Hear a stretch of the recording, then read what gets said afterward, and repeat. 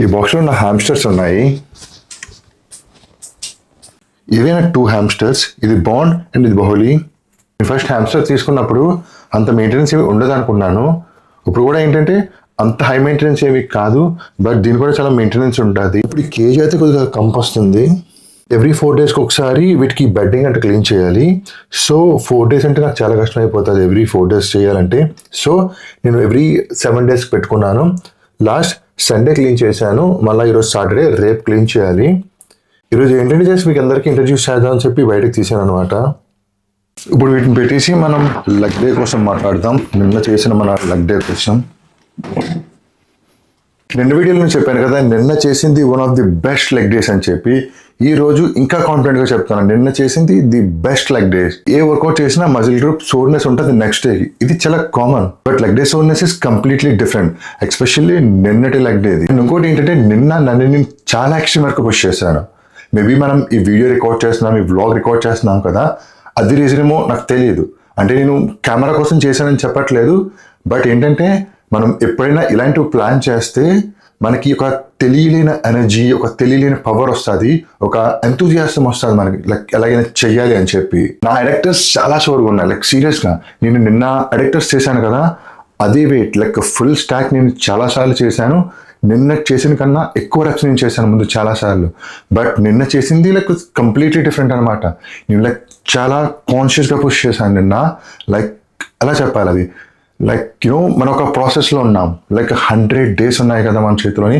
Like 100 days ఏదో ఒకటి చేయాలని చెప్పి లైక్ అది మైండ్లో రన్ అవుతుంది అనమాట.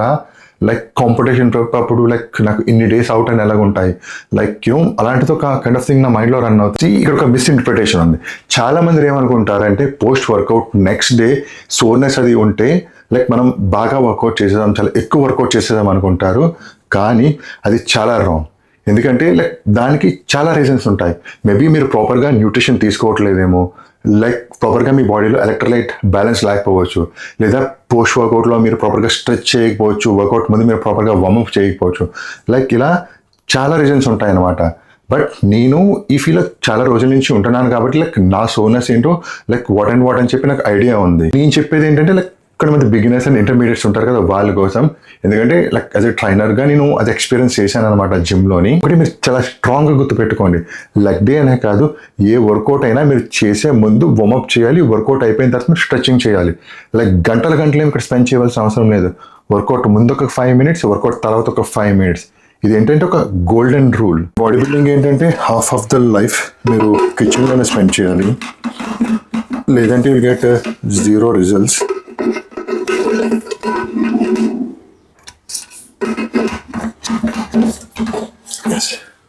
ఎందుకంటే 80% is what you eat, remaining 20% అనమాట మన work out.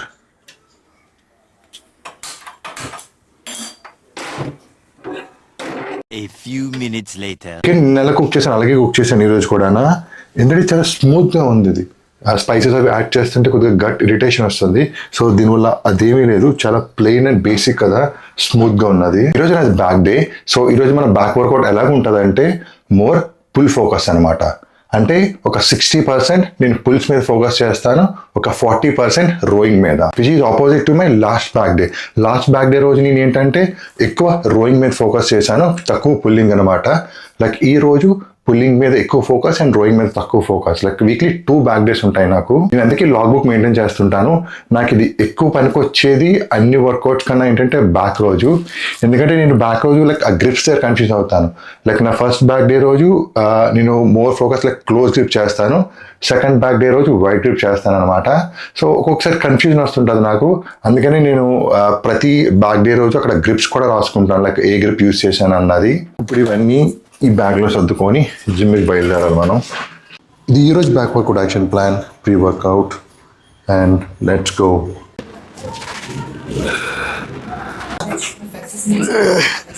Ninth time he has taken forward in a one.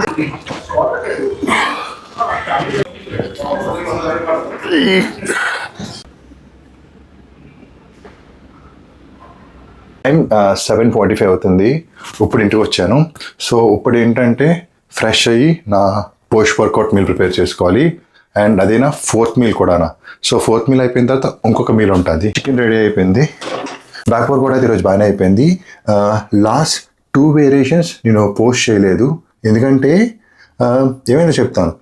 Morning లేచినప్పుడే నాకు కొద్దిగా ఫీవరిష్గా ఉంది ఈరోజు, కానీ నేను అంత పట్టించుకోలేదన్నమాట. మార్నింగ్ పార్ట్ అంతా చూశారు కదా వీడియోలోని, నేను నార్మల్గానే ప్రొసీడ్ అయిపోయాను. జిమ్కి వెళ్ళిన తర్వాత కూడా అలాగే ఉంది, ఇంకా ఫీవరిష్గా ఉంది. వర్కౌట్ చేసే ముందు ఆలోచించాను అనమాట, చేద్దామా వద్దా అని చెప్పి. కానీ ఇది అలాగా సెకండ్ బ్యాక్ డే కదా అని చెప్పి తక్కువ వేరియేషన్స్ ఉంటాయి. సో ఇక్కడ కూడా నేను ప్రొసీడ్ అయిపోయాను, వర్కౌట్ స్టార్ట్ చేశాను, బాగానే ఉంది. కానీ ఇంకా లాస్ట్కి వచ్చేసరికి అస్సలు ఎనర్జీ లేదనమాట. ఇంకా 2 వేరియేషన్స్ ఉన్నాయి. సో ఆ 2 వేరియేషన్స్ లైక్ ఎలా ఫినిష్ చేద్దామని చెప్పి ఫినిష్ చేశాను.